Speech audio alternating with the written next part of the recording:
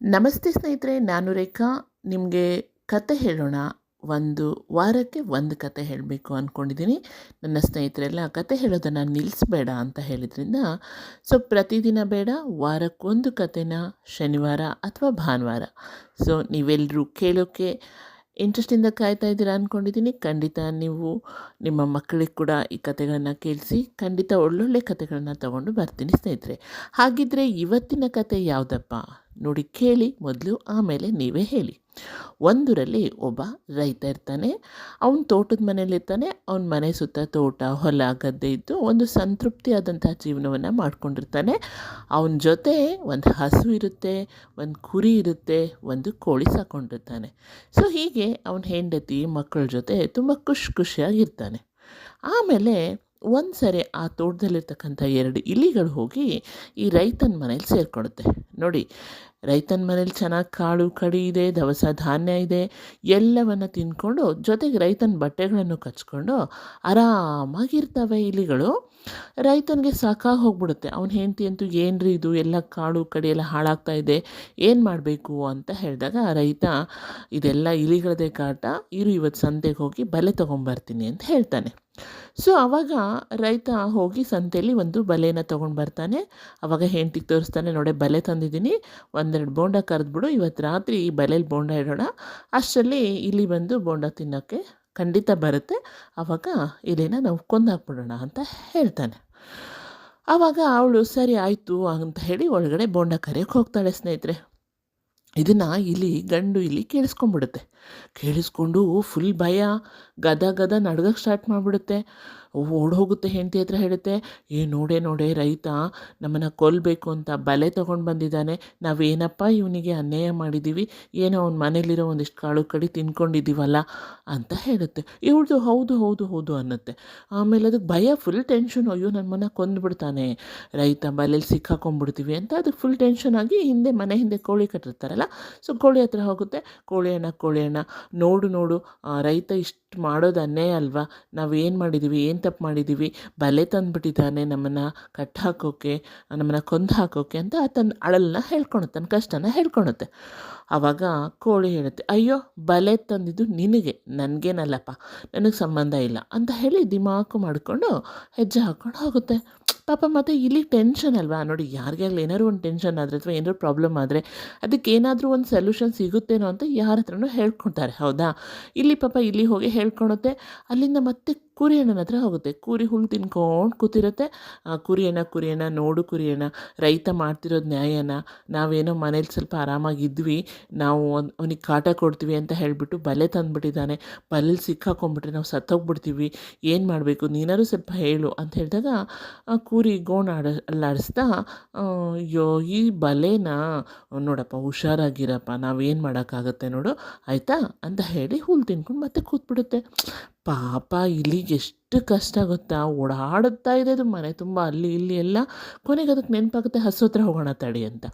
ಹಸು ಹತ್ರ ಹೋಗುತ್ತೆ. ಹಸು ಹೇಳುತ್ತೆ, ಹಸುಣ್ಣ ನೋಡು, ಹೀಗಾಯಿತು, ಬಲೆ ತಂದುಬಿಟ್ಟಿದ್ದಾನೆ ರೈತ, ನನ್ನ ಪರಿಸ್ಥಿತಿ ಏನಾಗಬೇಡ ಅಂತ ಹೇಳಿದಾಗ ಆವಾಗ ಹಸು, ಅಯ್ಯೋ ಹೌದಾ ಬಲೆ ತಂದುಬಿಟ್ಟಿದ್ದಾನ, ಅಯ್ಯೋ ನೋಡಪ್ಪ ತುಂಬ ಕೇರ್ಫುಲ್ಲಾಗಿರು, ನೀನು ಬಲೆ ಹತ್ರ ಹೋಗೋಕ್ಕೆ ಹೋಗಬೇಡ, ಏನು ಆದರೂ ಈ ಸಮಸ್ಯೆ ನಿಂದೆ ಅಲ್ವಾ, ಸ್ವಲ್ಪ ಹುಷಾರಾಗಿದ್ಬಿಡು, ಯಾಕೆ ಸುಮ್ಮನೆ ಅಂತ ಹೇಳುತ್ತೆ. ಪಾಪ ಇಲ್ಲಿಗೆ ಫುಲ್ ಭಯ, ನಡುಗ್ತಾ ಇದೆ, ಅಯ್ಯೋ ನಾನು ಇವತ್ತು ಸತ್ತೋಗ್ಬಿಡ್ತೀನಲ್ಲ ಅಂತ 2 ಗಂಡ ಹೆಂಡತಿ ಹೆದರ್ಕೊಂಡು ಕೂತ್ಕೊಂಡ್ಬಿಟ್ಟಿದ್ದಾವೆ ಮನೇಲಿ ಒಂದು ಮೂಲೆಯಲ್ಲಿ. ರೈತನ ಹೆಂಡತಿ ಎಲ್ಲ ಬಲೆ ರೆಡಿ ಮಾಡಿ ಬೋಂಡ ಇಟ್ಟು ಕೂತಿದ್ದಾಳೆ. ಸರಿ ಬಾರೆ, ರಾತ್ರಿ ಹೆಂಗೂ ತಿನ್ನಕ್ಕೆ ಬರ್ತವೆ, ತಿನ್ನಲಿ ಸಾಯಲಿ ಅಂತ ಹೇಳಿ ರೈತ ಅವನ ಹೆಂಡತಿ ಮಲ್ಗೋಕ್ಕೆ ಹೋಗ್ತಾರೆ. ಸರಿ ರಾತ್ರಿ ಆಯಿತು, ಒಂದು 12-1 ಗಂಟೆ ಆಗಿದೆ. ಟಪ್ ಅಂತ ಸೌಂಡ್ ಕೇಳುತ್ತೆ. ಆವಾಗ ರೈತನ ಹೆಂಡತಿ ಹೋಗ್ತಾಳೆ, ಗ್ಯಾರಂಟಿ ಇಲ್ಲಿ ಬಲೆಯಲ್ಲಿ ಬಿದ್ದಿದೆ ಅಂತ ಹೋಗಿ ನೋಡ್ತಾಳೆ. ದೊಡ್ಡ ನಾಗರಾವು ಆ ಬೋಂಡ ಸ್ಮೆಲ್ಗೆ ಬಂದ್ಬಿಟ್ಟಿದೆ. ಅದು ಬಲೆಯಲ್ಲಿ ಸಿಕ್ಕಾಕೊಂಡ್ಬಿಟ್ಟಿದೆ, ಅರ್ಧ ದೇಹ ಹೊರಗಿದೆ, ಅರ್ಧ ದೇಹ ಒಳಗಿದೆ.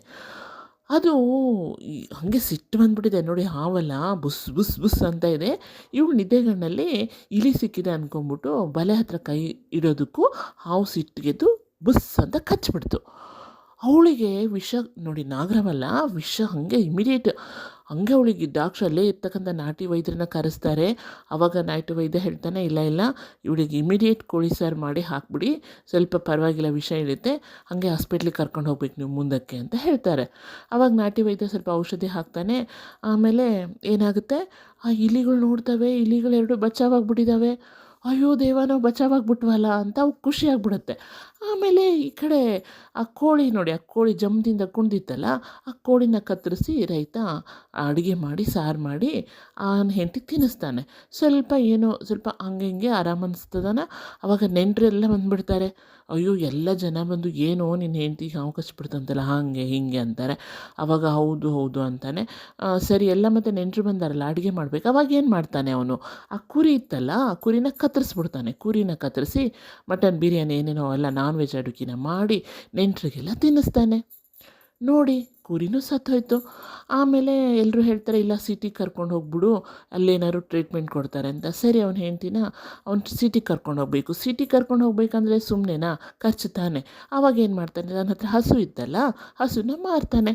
ಹಸುನ ಮಾರಿ ಸಿಟಿಗೆ ಕರ್ಕೊಂಡೋಗಿ ಅವಳಿಗೆ ಟ್ರೀಟ್ಮೆಂಟ್ ಕೊಡಿಸಿ ವಾಪಸ್ ಕರ್ಕೊಂಡು ಬರ್ತಾನೆ. ನೋಡಿ ಪರವಾಗಿಲ್ಲ, ಹೆಂಗೋ ಹುಷಾರಾದ್ಲು ಅವ್ನ ಹೆಂಡ್ತಿ. ಆವಾಗ ಹಸುನೂ ಹೋಯಿತು, ಮತ್ತು ಕುರಿನೂ ಸತ್ತೋಯ್ತು, ಕೋಳಿನೂ ಸತ್ತೋಯ್ತು. ಆವಾಗ ಈ ಕಥೆಯಿಂದ ನಾವೇನು ತಿಳ್ಕೊತೀವಿ, ಇಲ್ಲಿ ಇಲಿಗಳು ಬಚಾವಾದವು ನೋಡಿದ್ರೆ ನೀವು. ಈ ಕಥೆಯಿಂದ ನಾವೇನು ತಿಳ್ಕೊತೀವಿ ಅಂದರೆ, ಎಲ್ಲೋ ಏನೋ ಒಂದು ಸಮಸ್ಯೆ ಇದೆ ಎಂದಾಗ ಇದು ನನ್ನ ಸಮಸ್ಯೆ ಅಲ್ಲ ಅಂತ ನಾವು ನೆಗ್ಲೆಕ್ಟ್ ಮಾಡ್ತೀವಿ. ಒಂದೊಂದು ಸಾರಿ ಆ ಸಮಸ್ಯೆ ನಮ್ಮನ್ನೇ ಹುಡ್ಕೊಂಬಂದು ನಮಗೆ ಬಲಿಪಶು ಮಾಡ್ಬೋದು. ಎಷ್ಟೋ ಸಾರಿ ಸಮಾಜದಲ್ಲಿ ಇಂಥ ನಡೀತಿರ್ತವೆ. ಸೊ ಯಾರ್ದೋ ಒಂದು ಸಮಸ್ಯೆಗೆ ಯಾರೋ ಬಲಿಯಾಗ್ತಿರ್ತಾರೆ. ನೋಡಿ ಇಲ್ಲಿಯೂ ಹಾಗೆ ಆಯಿತು ಅಲ್ವಾ. ಇಲಿ ತಮ್ಮ ಸಮಸ್ಯೆ ಅಂತ ಪೇಚಾಡಿಕೊಂಡು ಎಲ್ಲರ ಹತ್ರ ಹೋಗಿ ಸೊಲ್ಯೂಷನ್ ಕೇಳಿದರೆ ಅವು ಮೂರು ಏನು ಹೇಳ್ತವೆ, ನನ್ನ ಸಮಸ್ಯೆ ಅಲ್ಲ ನಿನ್ನ ಸಮಸ್ಯೆ, ನನ್ನ ಸಮಸ್ಯೆ ಅಲ್ಲ ನಿನ್ನ ಸಮಸ್ಯೆ ಅಂತ ಹೇಳ್ತಾರೆ. ಸೊ ಆಮೇಲೆ ಏನಾಯಿತು, ಆ ಸಮಸ್ಯೆಗೆ ಸಿಕ್ಕಾಕೊಂಡವ್ರು ಯಾರು, ಅದೇ ಮೂರು, ಅಂದರೆ ಕೋಳಿ, ಹಸು, ಕುರಿ. ಇಲಿಗಳು ಬಚಾವಾಗ್ಬಿಟ್ವು. ಸೊ ನಾವು ಇದರಿಂದ ತುಂಬ ಕೇರ್ಫುಲ್ಲಾಗಿರಬೇಕು. ಯಾವುದಾದ್ರೂ ಒಂದು ಸಮಸ್ಯೆ ಬಂದಿದೆ ಅಂತಂದರೆ ಅದರಿಂದ ಏನಾಗ್ಬೋದು ಅಂತ ನಾವು ಕೇರ್ಫುಲ್ಲಾಗಿ ಯೋಚನೆ ಮಾಡಿ ಅದಕ್ಕೆ ಒಂದು ಸೊಲ್ಯೂಷನ್ನ ತಗೋಬೇಕಾಗುತ್ತೆ ಅಲ್ವಾ. ಸಮಸ್ಯೆ ಅಂತ ಹೇಳಿ ಅಥವಾ ಏನೋ ಒಂದು ಪ್ರಾಬ್ಲಮ್ ಇದೆ ಅಂತ ಹೇಳಿ ನಾವು ನೆಗ್ಲೆಕ್ಟ್ ಮಾಡಿದಾಗ ಈ ಪರಿಸ್ಥಿತಿ ಬರ್ಬೋದು.